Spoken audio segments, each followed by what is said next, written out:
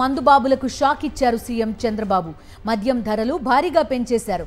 క్వార్టర్కి 20 రూపాయల వరకు ధర పెంచాలని చంద్రబాబు ప్రభుత్వం నిర్ణయించింది. కాస్ట్లీ బ్రాండ్లపైన కూడా భారీగా ధరలు బాధనుంది. అన్ని బ్రాండ్లపైన మద్యం ధరలు పెంచాలని నిర్ణయించింది. అలాగే మద్యం షాపులకు మార్జిన్ని పెంచింది కూటమి ప్రభుత్వం. ఎన్నికల్లో మద్యం ధరలు తగ్గిస్తామని చంద్రబాబు, పవన్ కళ్యాణ్ హామీ ఇచ్చారు. ఇప్పుడేమో మద్యం ధరల పెంపు నిర్ణయంతో మందుబాబులను మోసం చేసింది చంద్రబాబు ప్రభుత్వం.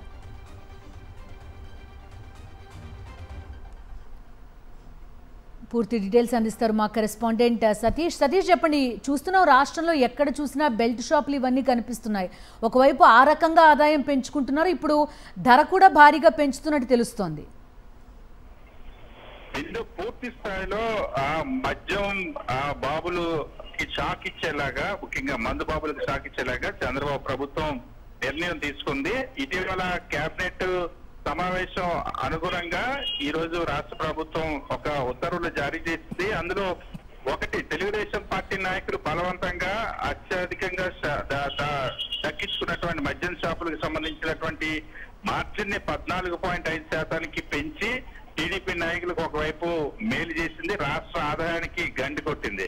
సో ఆ ఆదాయాన్ని భర్తీ చేసుకోవడానికి ఇప్పుడు మళ్ళీ రాష్ట్ర ప్రభుత్వం రాష్ట్ర వ్యాప్తంగా ఉన్నటువంటి ఆ మద్యం ప్రియులు, మందు బాబులకి షాక్ ఇవ్వాలని నిర్ణయించింది.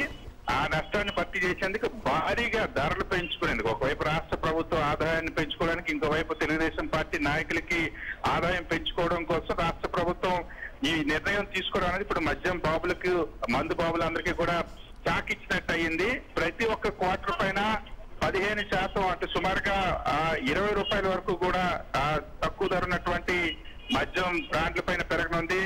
ఆ తర్వాత ధర ఆధారంగా ఎక్కువ ధర ఉన్నటువంటి మద్యం బ్రాండ్లకు సంబంధించి ఇంకా అదనంగా పెరిగేటువంటి అవకాశం ఉంటుంది. అదే ఒక ఫుల్ బాటిల్ లెక్క పెడితే దాదాపుగా పెద్ద ఎత్తున ఈ భారం పడబోతుంది.